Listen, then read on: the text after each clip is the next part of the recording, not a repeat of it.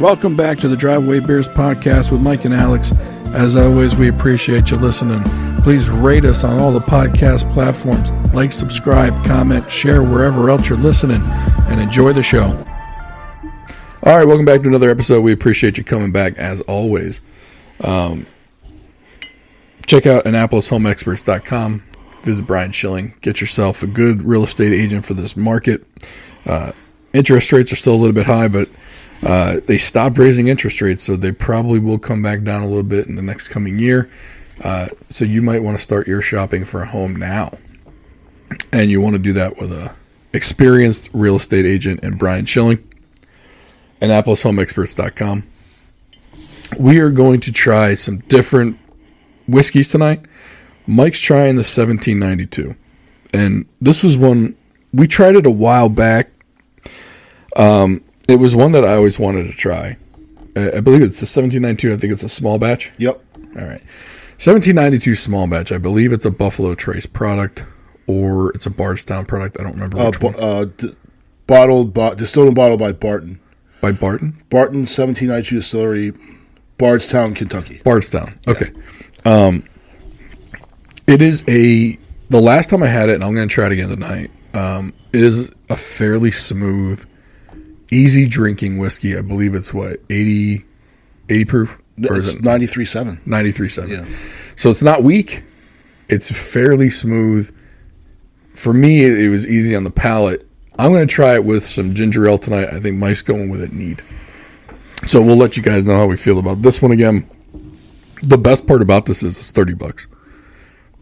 It's $30. Yeah, and the bottle looks cool. And the bottle's cool. It looks like a Woodford Reserve bottle. A little bit, yeah. It's a little bit more. If it was a taller, skinnier Woodford Reserve. Yeah. Woodford Reserve is the short stout. Yeah. This is a little bit taller, but just as husky. Yep. On the width. It's got girth. It's heavy. It feels. It does. Nice hand feel. Yeah. Even the cork is kind of weird. It looks like a little bit like a genie. Not a genie. You know what it reminds me of? So, remember back, I mean, I guess colognes are still big. I just don't wear it. Like we were in high school, like, Dracar Noir. Mm-hmm. But, like, and that bottle, that had a certain, every bottle of cologne had, like, its own, like, they were all shaped a unique way, and you tell it was, like, nicer material. But there'd be, like, Dracar Noir, and then you'd have, like, Dragon Black, which was, like, the knockoff version you got at CVS. Yeah.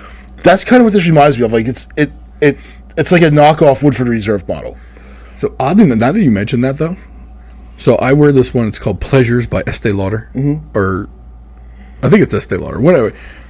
It's like the exact bottle that my cologne is. Mm-hmm. Now that you mentioned it.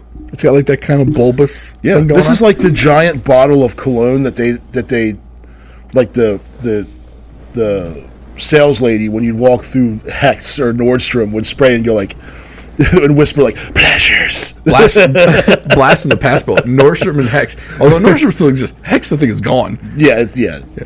Let me see that one real quick. I'm going to put it in and let it breathe, as they say. Oh, sorry, I could have reached a little bit. That's all right. Less I just pulled my shoulder out, and I'll feel that tomorrow.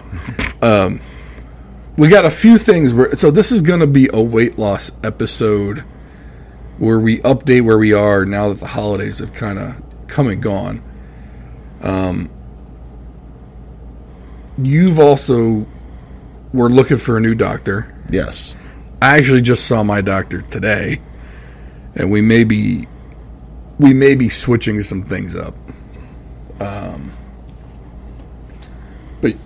you may have some. I think you or your wife has experience with what my doctor might want to switch it up to. Mm-hmm. So we got some interesting things to get into as I just spill the drink right there. That was a good job by me. And I haven't even had any yet. Right. Completely sober. Yeah. I'm just going to soak that up with a napkin. I'm surprised I have napkins down here. High class. You know what? It is high class. We don't wipe our hands in our pants down here in the recording studio. Not at all. Although I may have just done it. But then I'll probably have a rant about the current state of healthcare in this country, and because I just like to rant about It's garbage, dude. And also, like, when we get to that point, I'm probably not going to have anything to add other than yelling and hollering. Yeah. But, Old man yells at cloud. Yeah, pretty much. That's what I'm going to do. That's what I do with almost everything. Where do we want to start? So, I guess I'll start with my search for a new physician. Now, I liked my old doctor, but and I'm intentionally using, non-gendered pronoun words here so I can keep it complete. I don't want to, identify who this person is, because I really liked this doctor, but they decided to go to a concierge model. Did we hit the same doctor? I don't think so. Are they at the place with the 4 initials? No. No. Okay. No, this is just 2. Because my doctor did the same thing. They went to a concierge model. Mm-hmm. So they left the practice. Okay, so this one did not leave the practice. Okay, the practice went concierge? I'm not sure how it worked, but they were all in this one building, and I guess each one could kind of run their own practice within it, how they felt. Gotcha. So they decided to go to a concierge model. And they notified us back in October of last year that this is what they were doing, and it would have cost. So my wife and I go to the same doctor. So it would have cost us $2,000 each annually just to buy into it. Right. And then they still charge insurance and do all that other. But that was so that they could spend more time with you. Right. And this person spent a lot of time with their patients anyway. But it wasn't like, a drive-by type of visit where they're in with you for 15 minutes and on to the next one. But so I looked at it. I don't go to the doctor enough to justify spending $2,000. And then my wife, between the two of us, $4,000. So say and this would be a lot, say between the two of us, we go to the doctor 8 times a year, which is a lot. That's $500 a visit. Right. I'm just, it's not worth it to me. So, if I'm going to spend $500 and be in a small room with somebody alone, like with no pants on, I at least want a handy or something. You know what I mean? Sure. Like, reach around. Hey, something. While you're back there, yeah, come around front. But it just didn't make any sense. Right.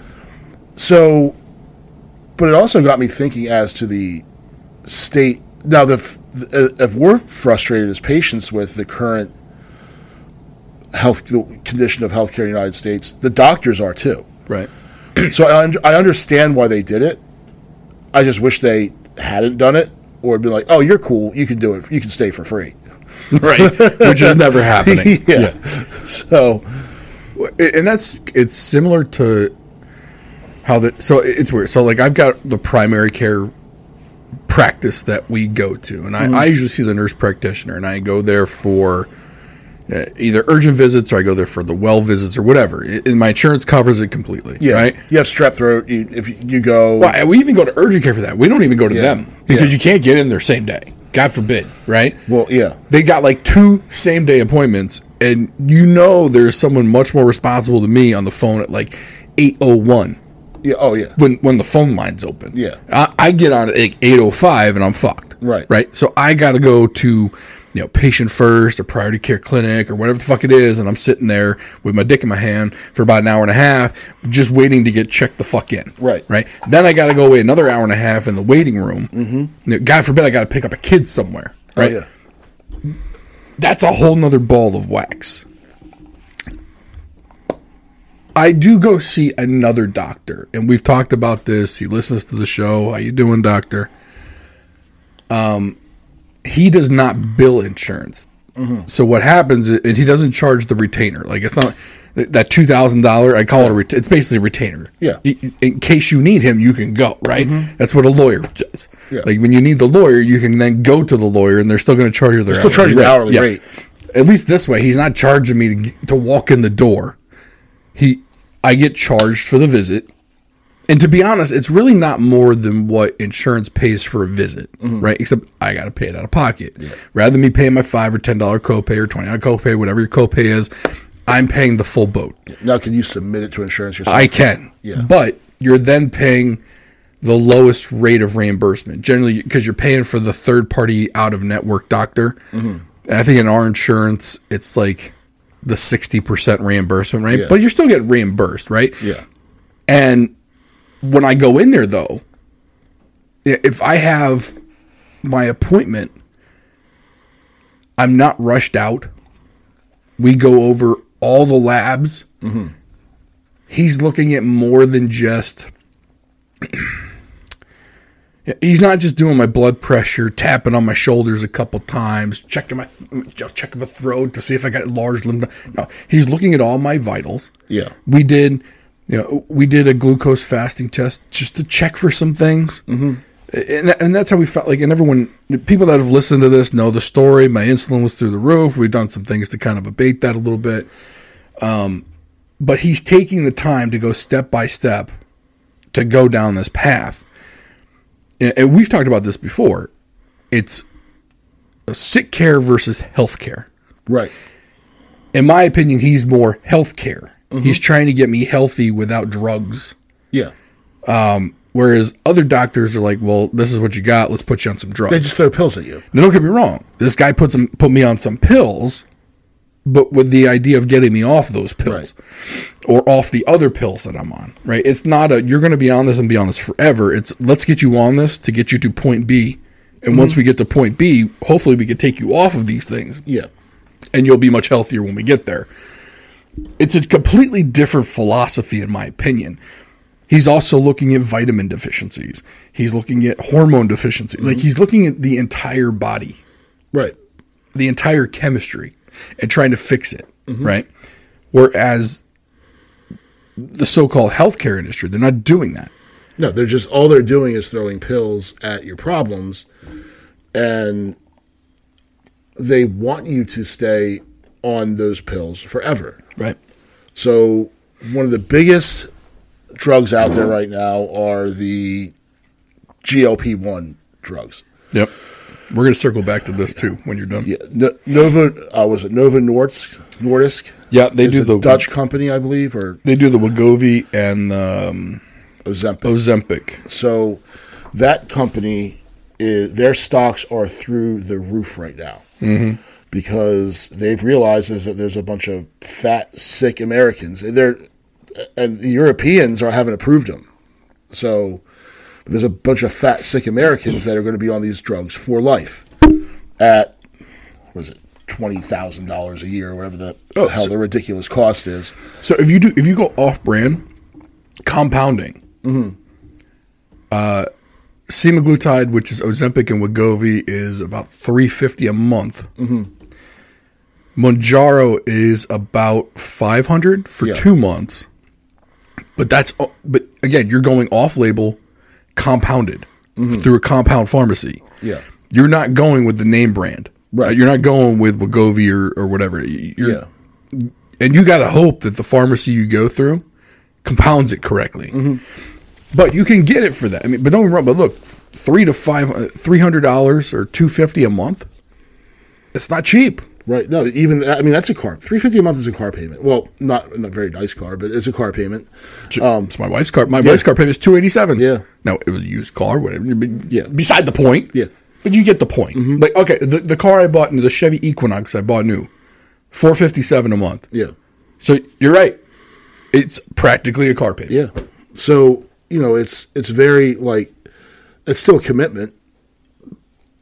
But the thing is, none of these doctors, and I'm not trying to crap on doctors, but from what I see, it's are you just checking, getting the labs and bouncing numbers off some chart and throwing pills at it? I can do that.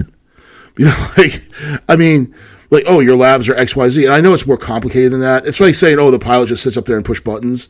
But from just the layman standing outside, yeah, you're kind of just looking at my numbers and looking at what the numbers say on the chart and then throwing drugs at it. But the way the Sickcare industry is designed they want you to stay on those drugs forever.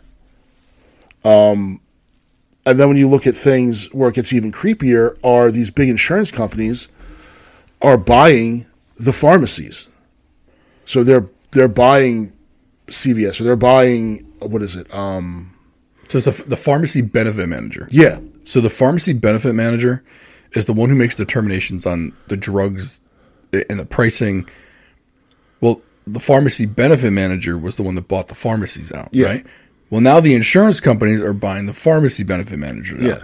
So your insurance company is on the take from the doctor, especially if it's an HMO. Yep. The doctor works for the insurance company.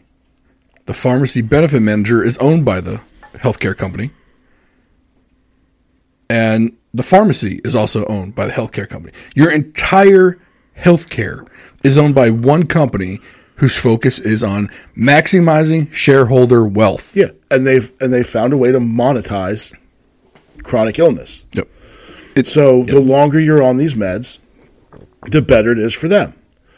So there is no interest in curing you, in treating the underlying conditions, and all these things that we have, like obesity, diabetes, chronic inflammation, all this stuff. It's all immune or metabolic disorders.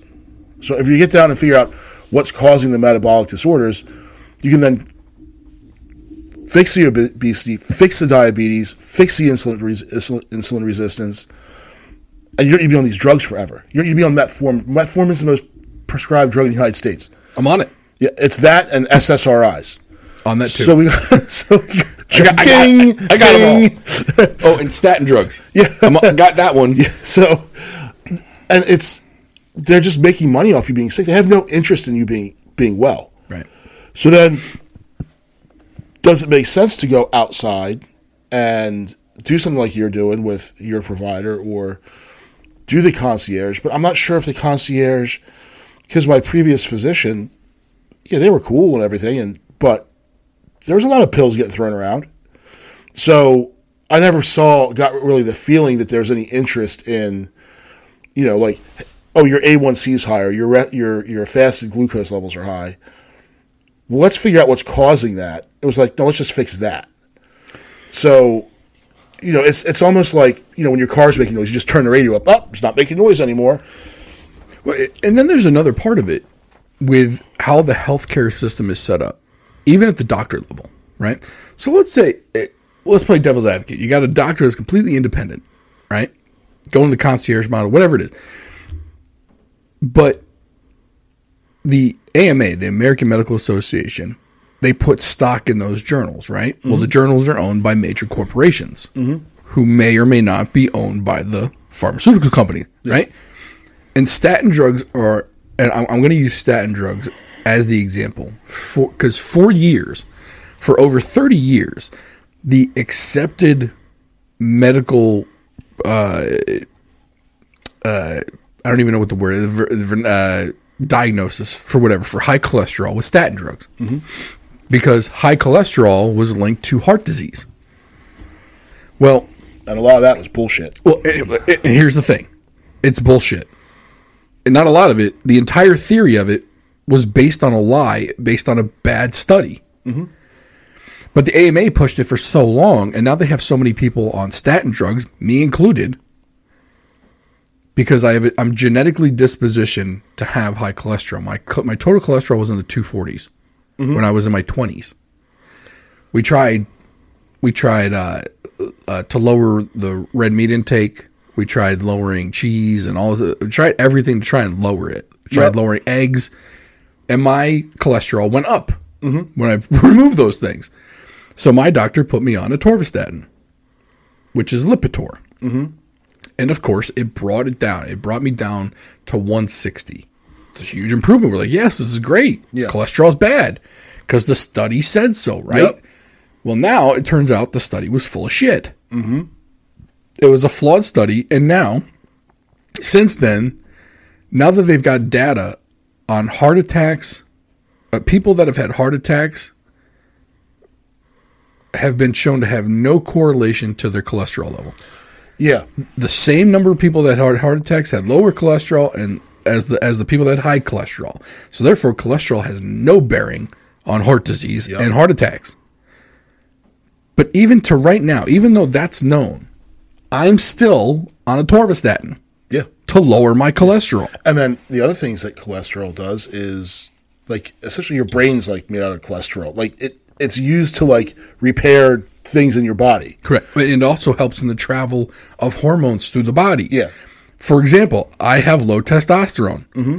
Well, could that be that I have low testosterone now in my 40s because I've been on atorvastatin since my 20s? Yeah. We artificially lowered my cholesterol, which wasn't helping in moving the testosterone and hormones throughout my body naturally. That now, not only am I on the atorvastatin, but now I'm on the testosterone. Mm-hmm. They literally got me coming and going now. Oh, yeah. But I guess my point to this is, from the top down, you've got a healthcare industry that's fucked. Yeah. Because the doctors believe what the American Medical Association is saying is the facts, when the American Medical Association is a bought and paid for organization using journals that are bought and paid for by the pharmaceutical companies. Yeah. Telling the AMA to push out to all these doctors that the cholesterol is bad. So put them on all these statins, and when they get older, guess what? We're going to get them with the testosterone too. Yeah. So now, as they get older, we're just going to make more and more money off of them. Yeah, until they die. And then they'll have kids and we'll make money off the kids. And you know what? Because they got fat because their testosterone was fucking low. Yep. We're going to get them when they get in the pre-diabetic stage. Yeah. And then we're going to get them when they're diabetic. So the American Pediatric Association, which is a respected, you think, pediatricians, they have to be looking out for everyone, right? Looking out for kids. They just said that Ozempic is a course of treatment for children. Jesus. So now Novo Nordisk is like, God damn, like their stocks are flying through the roof because now they're getting them on this shit when they're kids. You're talking a lifetime of medication being given to these children rather than just treating the underlying cause, which is stop feeding them fucking poison and chemicals. Yeah. And so, but then it's like even those lobbyists. So Coca-Cola hired the NAACP to lobby for them, essentially the American Beverage Association, hired. So the United States is the only country one of the few countries that allows people on public assistance to use their food stamps or EBT, whatever money they get from the government, to buy sodas. So there was a movement to say, hey, you're not allowed to buy sodas using your public assistance dollars. Coca-Cola hired the NAACP to lobby them, saying that was racist. Right. That if you don't allow people on public assistance, because they're overwhelmingly minorities, to get their sodas, that was racist. And it won. People believed it, and they stopped. Because no one wants to be called an ist or an ism. No. So they dropped it. So now they're feeding these primarily black and brown children poison. It's Doritos and Coke. Yeah. That's essentially what you're feeding these kids. Yeah. Which you couldn't feed them anything worse. Yeah. Than Doritos and Coke. No, I like Doritos and I like Coke. I like them too, but they shouldn't be daily staples. Right. Right? Especially soda. I mean, soda, for crying out loud, the sugar in it alone. As I'm mixing this 1792 with ginger ale. Right. But here's the thing though. And then the soda company's like, you know what? You're right. We need to make a healthier version of the soda. We want to keep the original there because, people need to have choice. Mm-hmm. People can make their own decisions. So full sugar is available. Full sugar ginger ale is available. But we're going to have diet ginger ale too. Yeah. With aspartame. Yeah, with chemicals. And aspartame is great. It doesn't have any carbohydrates because the FDA doesn't make us register that. Mm-hmm. And it doesn't have any calories. Something you put in your body has 0 fucking calories? Are you absolutely fucking kidding me? Aspartame is a fucking chemical that will kill you. Yeah. And you know how many people I know, they drink these Diet Cokes and they think it's better for them. Mm-hmm. It's not better for you. There's even some research out there that suggests that the artificial sweeteners trigger an insulin response. Well, because you think it's sweet and it can also cause fucking cancer. Yeah. And there is a proven link between aspartame and fucking cancer. And then they say, it's not banned. Right. Well, but if that's when lab rats ate nothing but aspartame for. Right. Okay, but it's still there. And there's no good reason to even have it in the first place. Well, the ones that were fed 100% aspartame only got the biggest cancer. They didn't get. It's not like the ones that got 50% or 25% didn't get any cancer. They just got the little cancers, right? That just metastasized and killed the fucking rat. Still, but it's like not everyone who smokes gets lung cancer and dies. Right, absolutely. So if you smoke 2 packs a day, you're going to get it. But if you only smoke one, you're not. You might get it. Oh, then just smoke cigarettes. It's fine. Well, and maybe the cigarettes wouldn't cause cancer if you didn't put fucking tar in them. Yeah. And all the other chemicals. Rather than just rolling up some tobacco, yes, tobacco naturally has nicotine. You might still get addicted. Yeah. But if you don't put the tar and the other crack shit and the fiberglass in it, guess what? You might not be cutting up the inside of your lungs, which allows all the shit in. Yeah. Hey, maybe we just roll up some tobacco like a cigar does. Mm-hmm. And let people... Look... I don't know the numbers, right? I'm not here to... This is not a factual podcast. We say that. Or these are all of our own opinions. But how many people that solely smoke cigars are coming down with lung cancer? Do we know those numbers? Because guess what? I bet you it's a lot lower than the fucking people that had the cigarettes with all the shit in it. Oh, yeah. Rather than just rolling your own with tobacco in it, they got to put the tar in there. You want to know why? Because it helps it stick. It helps it stay together inside the cigarette. Right? Why do we got to put the wood chips in? Well, because it's filler. The tobacco costs money. All this other shit doesn't. It's why they fucking had wood chips and Parmesan cheese. Mm-hmm. For fuck's sake. Sawdust. Yep. Yeah, it was sawdust. Yep. And your Kraft Parmesan cheese in the big green fucking cylinder. Oh, don't give me that stuff is. Well, it's not cheese. I'm guaranteed. I am completely convinced that they never took the wood chips out. Oh no! It's like anytime you see like cellulose something, that's sawdust. So look at the ingredients of it. It'll say whatever ingredients go into the cheese as the and then it'll say cellulose material, cellulose something. That's the sawdust. That's how they make gluten-free bread too. Or low-carb sawdust. So the funny part is, my wife, she's got the gluten issue. So she's been looking for a gluten-free bread. The only gluten-free bread she'll eat is the fresh-made ones from like either a restaurant or a plate or a bakery that makes bread. Yeah. One, because those are the only ones that taste good. The ones in the bags that you get from the store that probably has all the shit in it. Mm-hmm. God, it tastes like shit. Yeah, I'm at the point where like I've done a million diets. I've done exclusionary diets. I've done this. I've done that. I'd be like, "Ooh, eat this. It tastes just like." No, it doesn't. It doesn't taste just like anything that's good. It tastes like. I'd rather just not eat it. Like if it came down to light mayo, disgusting. I just won't eat mayonnaise.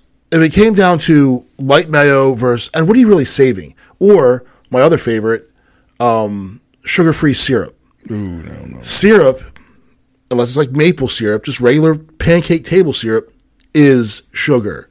You make it, it's 1 part white sugar, 1 part brown sugar, 1 part water, and you boil it. Mm-hmm. And you maybe add like a little bit of vanilla just for some flavor.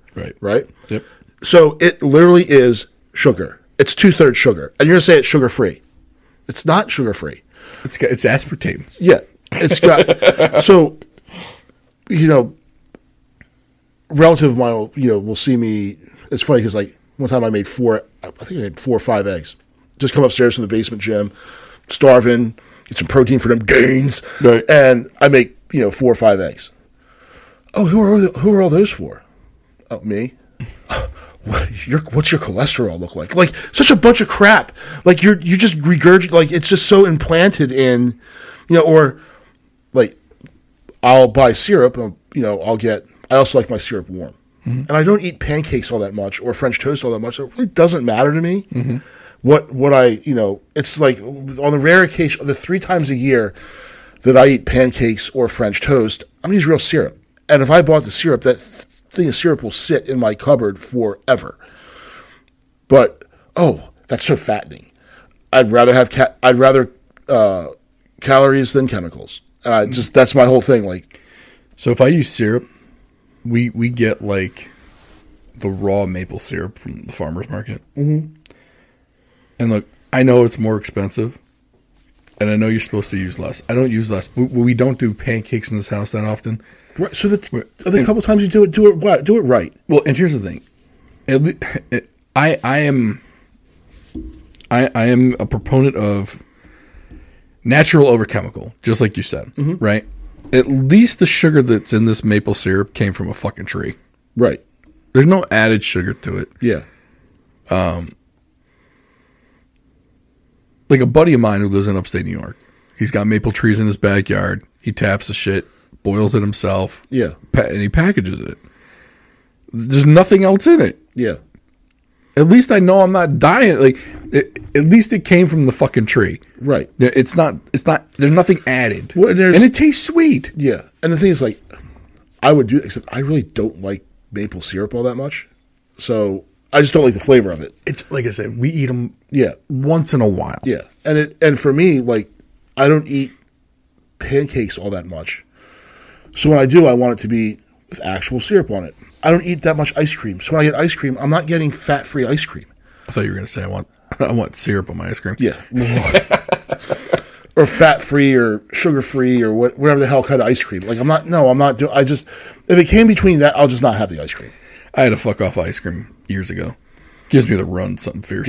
It just goes right. Like, like violent. Like, I remember we were on a vacation. And we went to we go to like the ice cream shop. Like we don't go to McDonald's and the fucking soft serve. We find like the ice cream shop with the all now the ice cream and shit. So I had, man, I think within like 15 minutes, I was rushing the kids in the car. Like, I gotta go. See, a Chick-fil-A milkshake does that to me. Dude, I love it. And so does a Sonic milkshake. Sonic milkshakes are bomb too. All right. So one of my guilty pleasures, if I go to Sonic, which is, again, rare, I get the slushie. Oh, okay. I'm a big fan of the slushie. See, I'm not a big slushie guy. So however, it's slushie with like the thicker ice. So it's not like a 7-Eleven Slurpee. There's like it's like, I don't want to say actual ice because I'm sure the Slurpee's made with actual ice, but it's different. Like, if you ever go, get one for the kids and just try it. They have like a lemonade one? Yes. They have all the flavors. Well, so like a lemonade one I could get down with because like on a real hot day, yeah, that to me is more refreshing than. They got all the different. They got all. Pour some Deep Eddies in there. Oh man.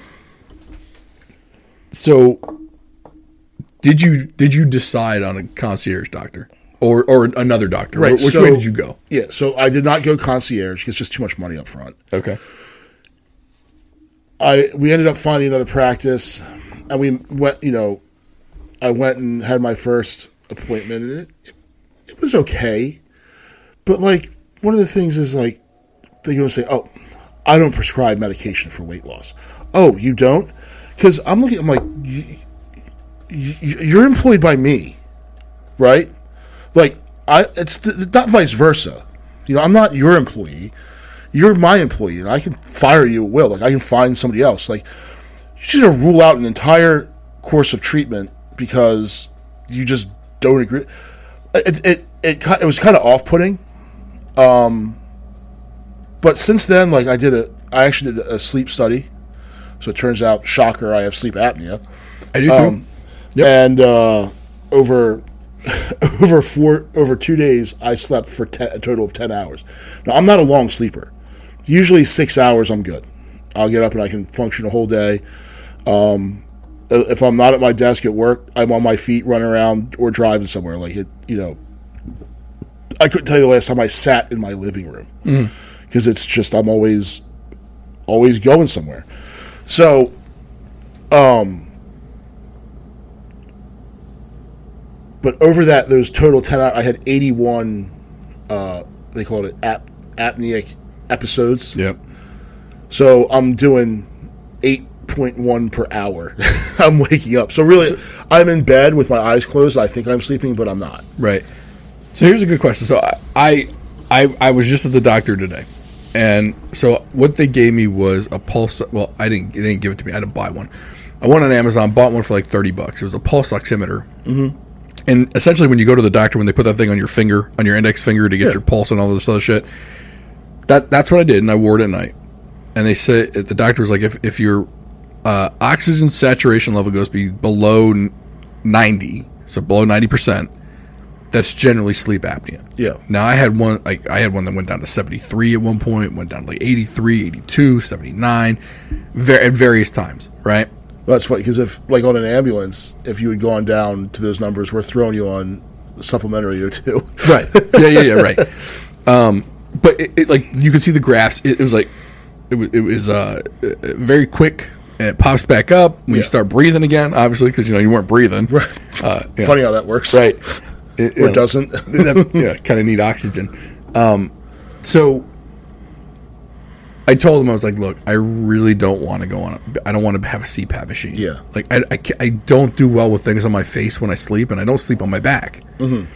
So he told me to go to a dentist to talk about a mouth contraption. Yes. So like a mouth guard. I mean, they've got the one, like the Z-Pod and all this other bullshit. So I am going to go to the dentist. But he said to make sure that you go to a dentist that specializes in sleep disorders. Because I guess they're a doctor. And there was one up in Gaithersburg he told me about. But I want to check with my regular dentist first, see what he knows. Yeah. So that's going to be my course of action, is going to be try the mouthpiece first. And hope it works. Yeah. Because I really don't want a CPAP machine. So I just went full on CPAP. Did you? I just kind of looked at it like, I haven't gotten it yet. Okay. But I was going to ask you how it went. Yeah. But that's where I'm going to go. Now, the sleep study, it was at home, which was nice. Mm-hmm. But I had to wear all this stuff, and it was really kind of annoying. Like, yeah. I had one on my head. Yeah. So I had it on my head, it was on my forehead, it was on my chest, and then on the finger. Yeah. The one on my forehead is what got me. The one that got me, I had to wear this thing under my nose. Oh, yeah, the cannula. Yeah. Yeah. But it wasn't putting oxygen in, it was just measuring respiration. I don't know what the hell it was doing. And that's what kept me up.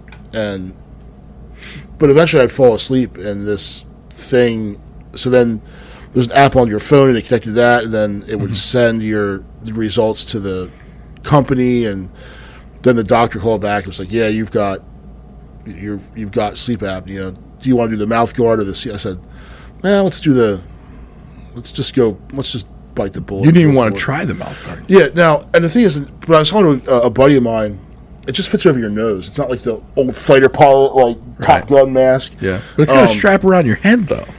Yeah. To stay on. Yeah, I mean, I'll see how it goes. If I don't like it, then I'll explore other things. But another guy I was talking to, he had sleep apnea and he lost 35 pounds from sleeping well. So, that's what. So probably can't hear me because I'm not by the mic. But my doctor said that the sleep apnea can really inhibit weight loss. Yeah, and there's two chemicals. One is called, I think, lectin. The other one's ghrelin, and I forget what they both do. And they believe they control hunger. Right, one controls hunger. One controls your feeling of satiety, or that you're full.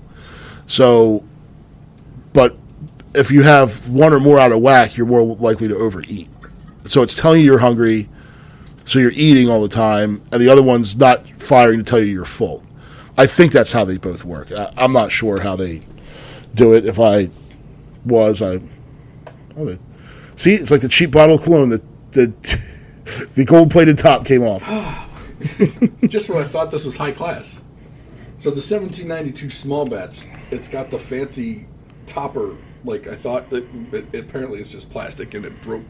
It detached from the cork as I was trying to pull it out. So high class, but it's smooth though. It's good. No, it's good juice. Good juice. It's good pour. I feel like an asshole. Yeah. Well, if you say shit like that, you are an asshole. So you should feel that way. You know the funny part? Every time I'm in that stupid Facebook group with the bourbon people, I read it, and I don't know what, it just triggers me. Every time I see a douchebag call it a pour or a fucking, or juice, Like, I don't know what, like, something in my brain gets triggered. Like, for whatever reason, that triggers me. Like, not a lot does. Yeah. That does. Well, it's just like me with the Blackstone thing when they say a cook. Oh, that was a good cook. I made cheesesteaks. It was a good cook. And then you look at the cheesesteaks they made, and it's all full of like, oh, we put Gouda cheese. Like, that's not a fucking cheesesteak, dog. You made a glorified grilled fucking cheese. Yeah, but you paid way too much to fucking. Yeah, and then they have the steak, but it's like thick pieces of steak. Like, that's not a cheesesteak, dude. That's just.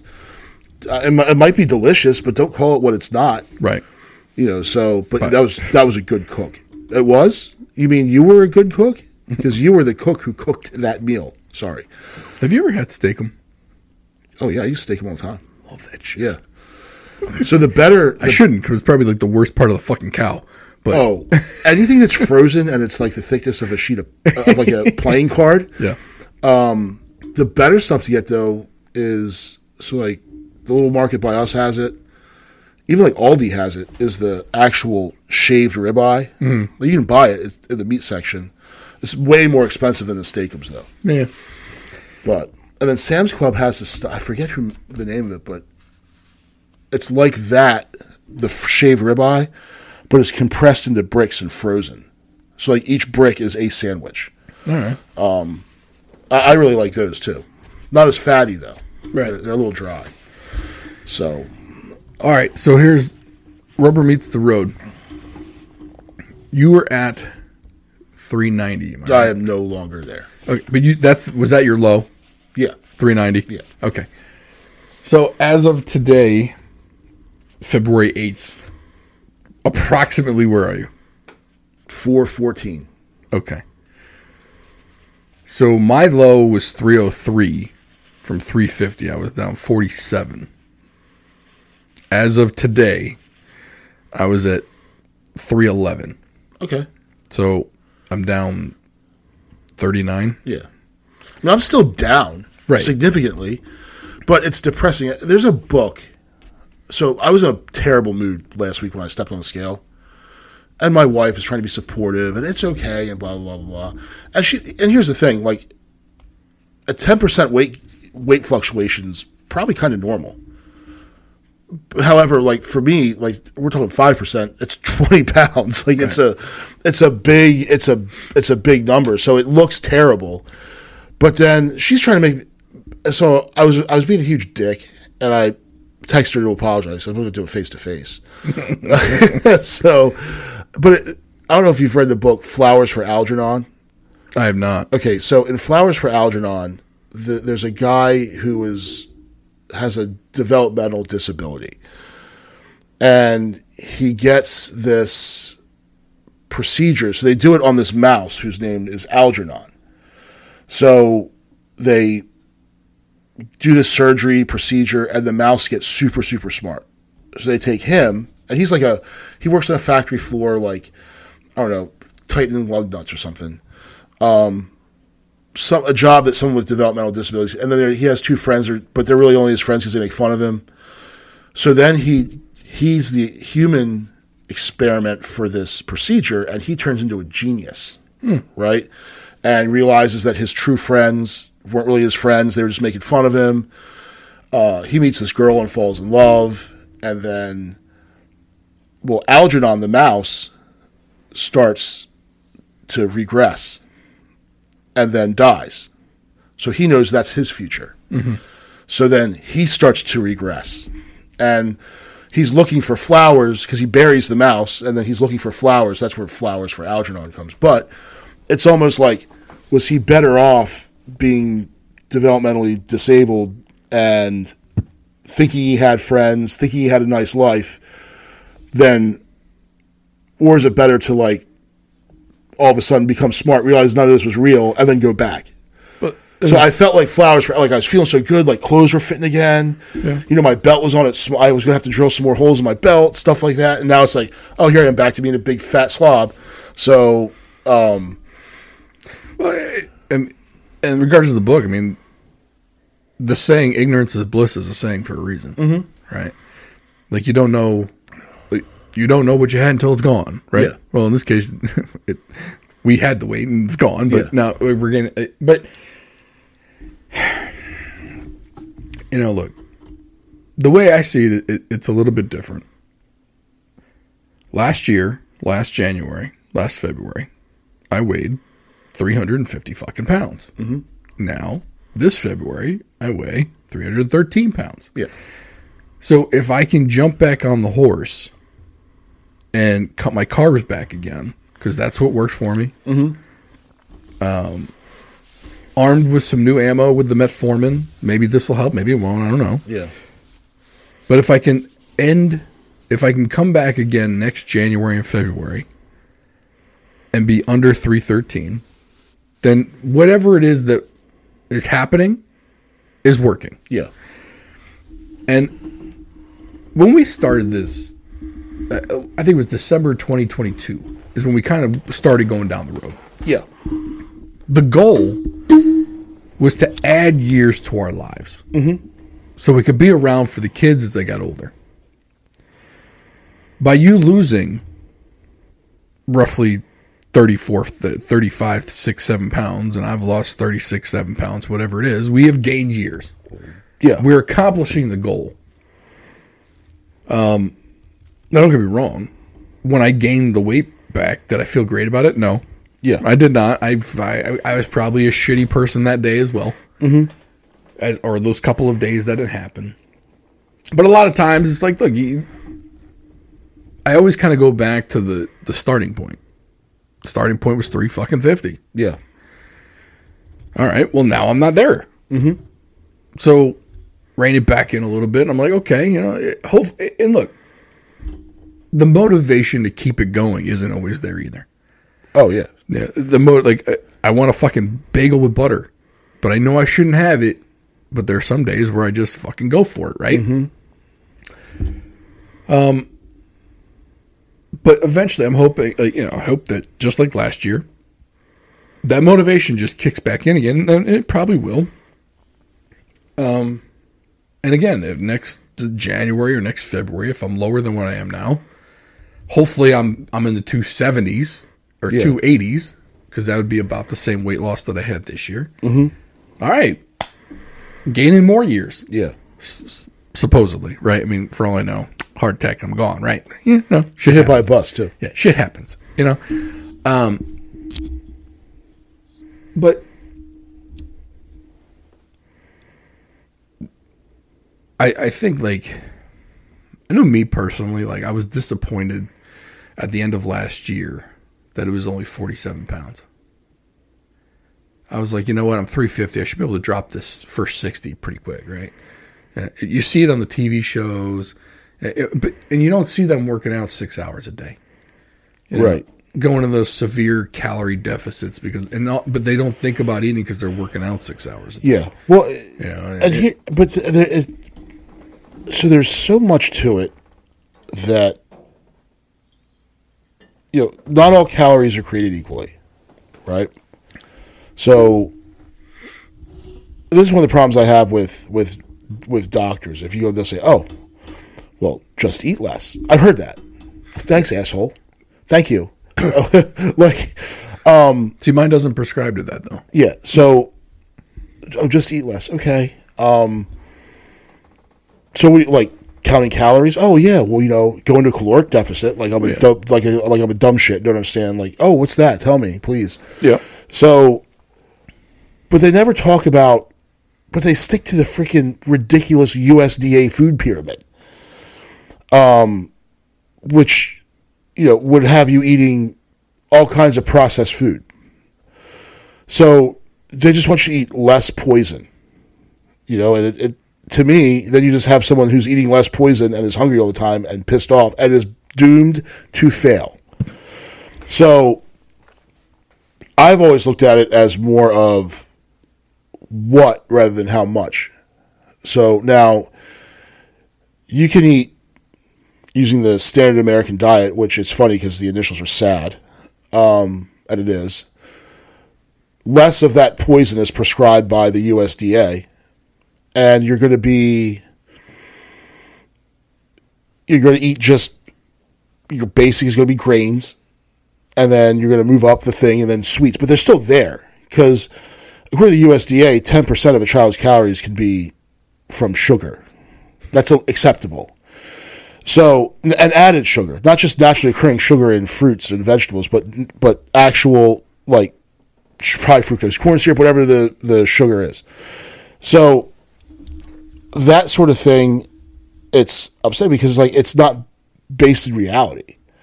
But doctors spend very little time in med school learning about nutrition. Some may not learn about nutrition at all.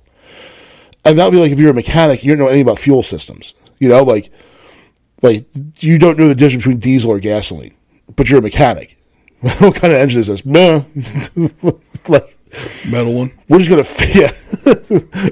fix it the same way. Where do we put these glow plugs in this gas engine? I don't know. Where do you put the spark plugs in the diesel? I'm sure it's going to work fine.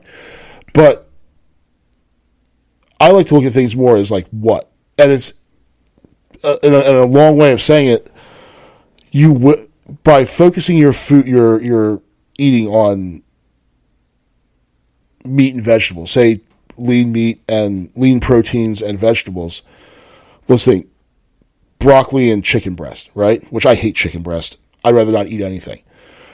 But eat as much of that as you want. You can't eat enough of that stuff because you just can't. The volume is too much. You feel sick. Yeah. And it's just not that appetizing. But it's like, try to eat 2,000 calories of chicken breast and broccoli. It's going to be very hard to do. Try to eat 2,000 calories of oatmeal cream pies. I'll do it during this recording session. Right. Well, I mean, and this is where not all doctors are created equal. Because the doctor that I've been going to is telling me,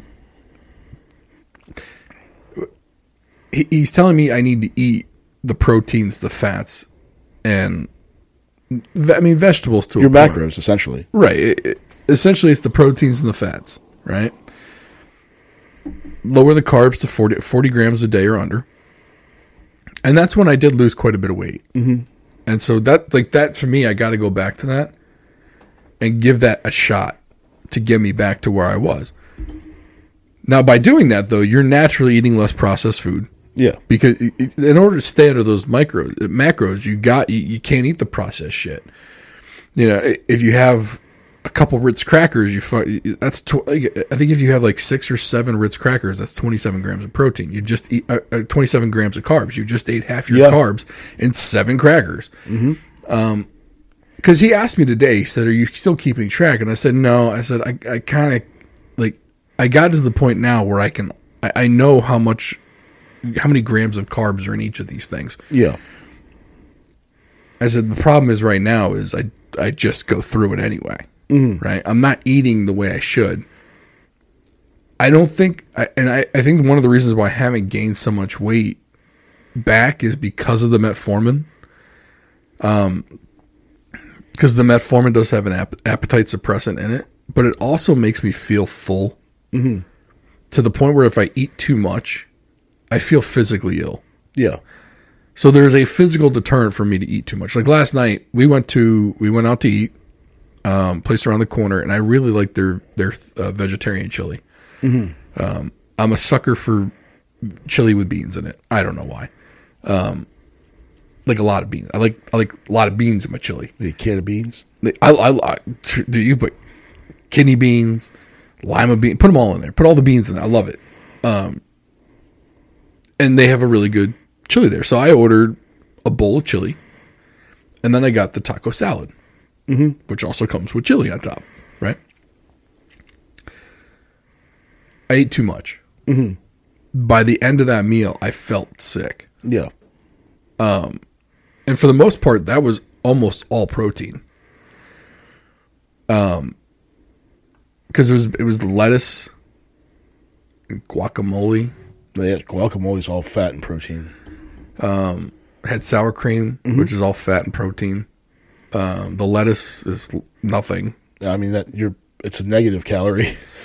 Yeah, I mean, if it added anything, it added 7 to 10 calories for, I think it's a cup of romaine lettuce. Yeah, and takes 10 calories to digest. So yeah, so that's basically the salad. Yeah. Right there. Oh, and I had a grilled chicken on it. And that the place is like the salads there are enormous, right? Yeah. So maybe it was like a cup and a half, 2 cups of romaine, and then the chili's on top. Anyway, it's almost all protein in the salad. Mm-hmm. But I also had the chili beforehand, and beans are filling. I mean, say what you want, but and so even with just protein, I don't think that whole meal was more than 500-600 calories. Mm-hmm. And I felt awful. And not awful like it tasted great, but it hurt. Yeah. Like it wasn't like the bloated hurt, it was like just I was getting pain. Yeah. So what did I do? We got takeout Chinese, and I crushed it. Like I ate like an asshole. Like I just crushed it. And then like we all got combo meals. So every combo meal comes with an egg roll. Oh yeah. So we only got 4 of them because like the kids will split 2. So like they could split 1, but then they want like some of them want chicken with broccoli, some of them want sesame chicken, so you get 2, and you can mix and match, and they're happy. We don't want to eat the egg rolls. Well, I love egg rolls. Now, you ever get an egg roll and like one end of the egg roll is like almost like translucent with the grease? Yeah, yeah. That's how I know they're good. So, guess which asshole ate 4 egg rolls too? Oh, that must have hurt later. I was so full. It was coming up. Yeah. The top side. Yeah. And I got this awful heartburn. You ever have heartburn that's so bad it feels like a heart attack, like pain behind your chest, like you're like, is this it? Like, am I going to die today? This is game time. Right? Where's the light? But where's the light? But I'm not going to call the fire department because I don't want to bother them. I don't really feel like going to the hospital. Yeah, I told you I had that.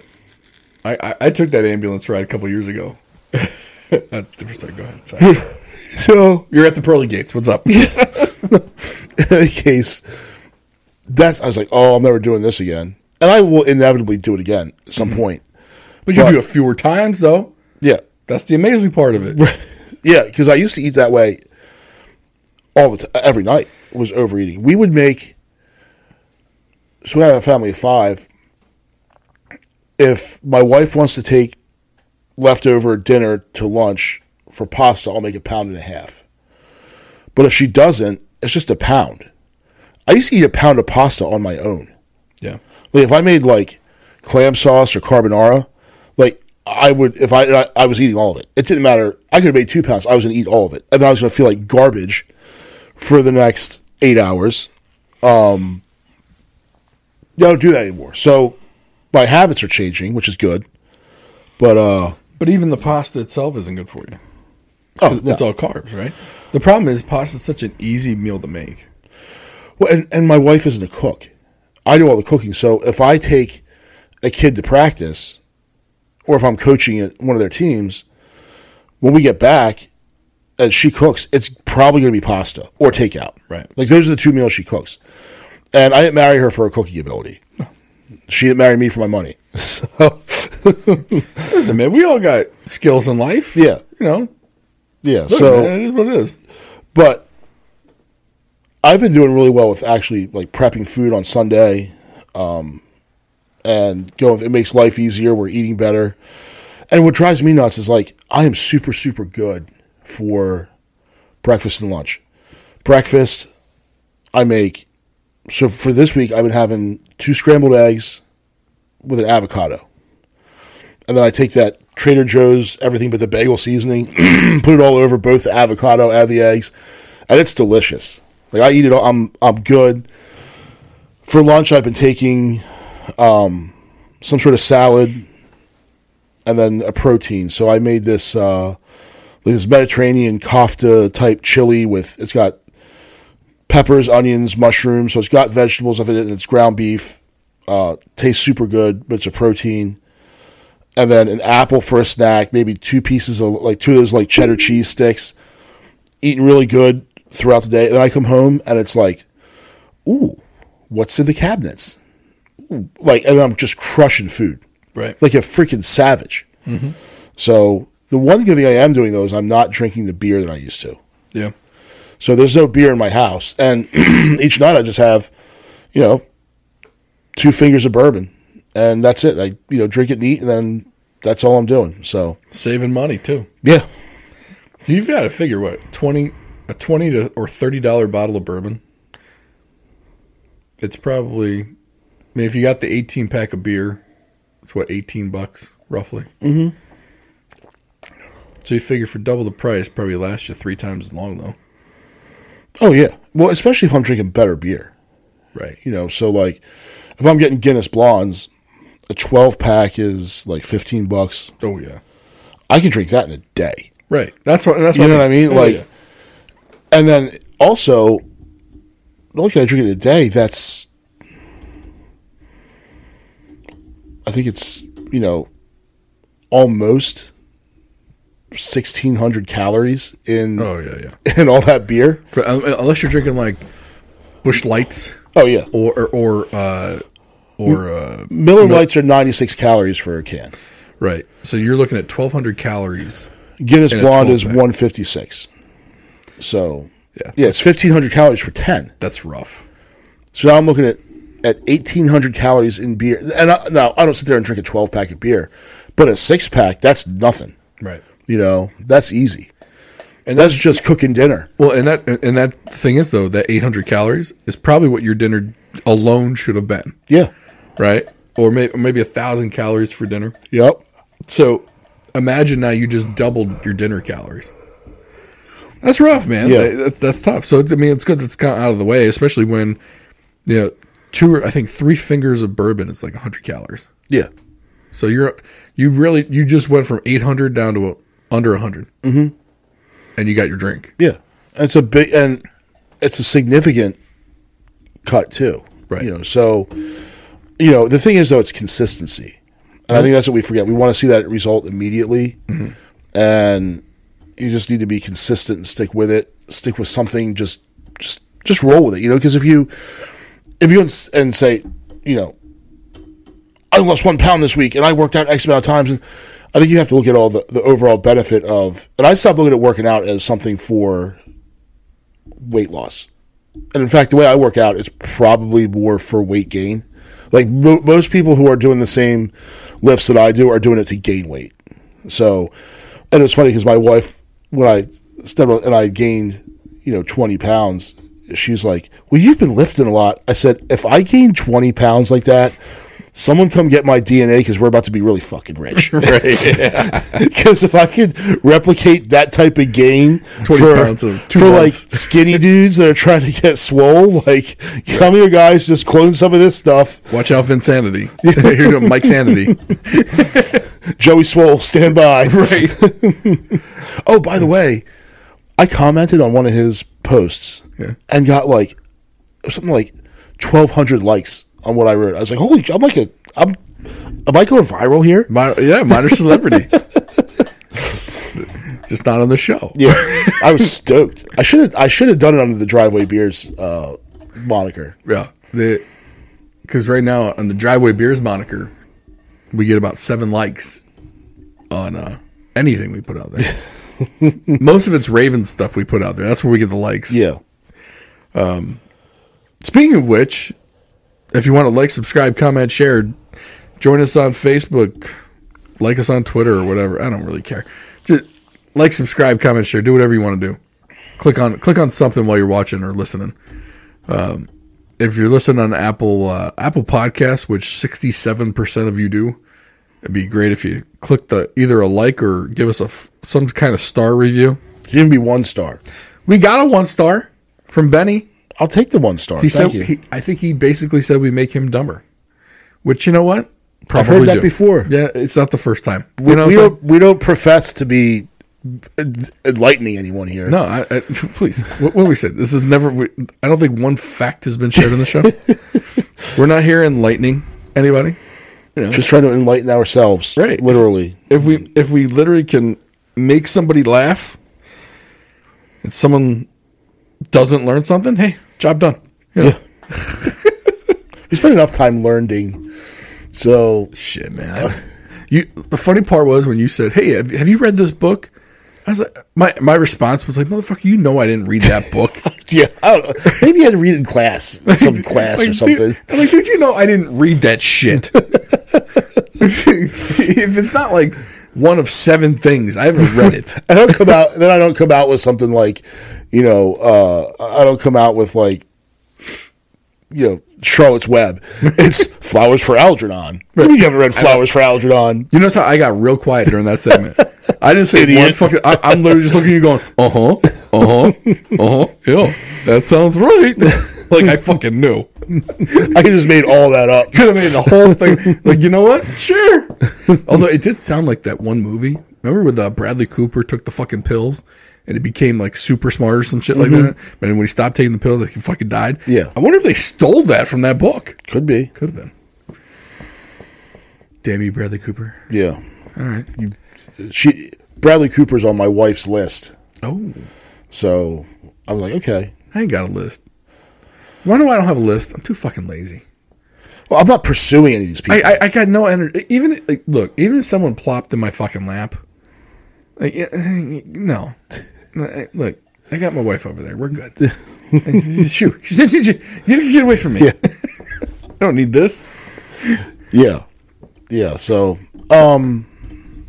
but anyone who's listening, if you're like struggling with losing weight or go through it, trying to get in shape or anything, we're doing the same thing. If it was easy, everyone would do it. So just stick to it. Be consistent. Like that's all. The only thing that I'm trying to do. So, until I hurt myself, which is going to happen within the next week or so. So hopefully people just realize. I mean, even if they just listen to us over the past year. I mean, we have not held any punches. We've said the good, the bad, and the ugly. Yeah. Right? Anyone who tries to convince you this shit's fucking easy, well, you just got to do it, bro. You just got to do it. Well, what drives me nuts is when they're like, oh, people that are fat, they're lazy and don't have discipline. Okay.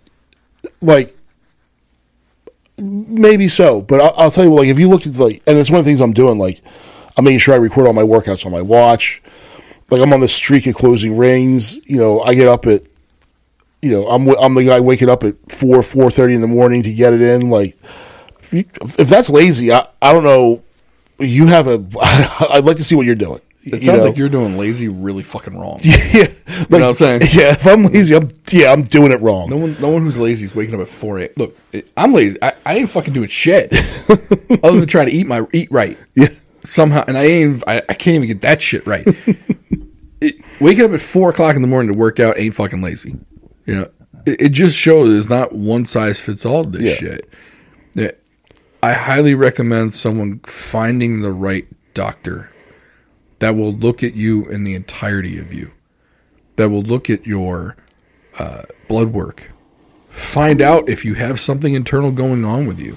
If you have low testosterone and you're a man, good luck trying to lose fucking weight. Yeah. It's not gonna happen. Yep. If your insulin is super fucking high, you're not gonna lose weight. In fact, you're gonna store more fucking fat. Mm-hmm. It seems like in the last 10 years, more of these doctors have decided to actually look into this. And they're finding out, yes, there's some shit internally that maybe calories in, calories out can't fucking fix. Yeah. I just highly recommend going and finding a doctor that will look at you in the entirety of you. Just to get you on the right track. Yes, some of it is going to be up to you. But at least if you're up at bat, make sure you've got all the tools. You're not going up against a major league pitcher with a wiffle ball bat. You're going up with a fucking 33-ounce wooden bat. Mm-hmm. And you just want to make sure that you have all of the tools that you need to be successful. Because if you don't, no matter what you do, you're not going to be successful, and you're going to keep sliding back down that fucking hill. Yep. That I guess that's the point of all of this for the most part is, and I mean, I'm trying to get you to go to my doctor.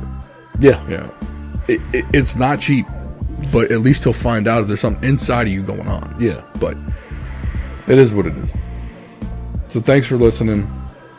We'll talk to you next week.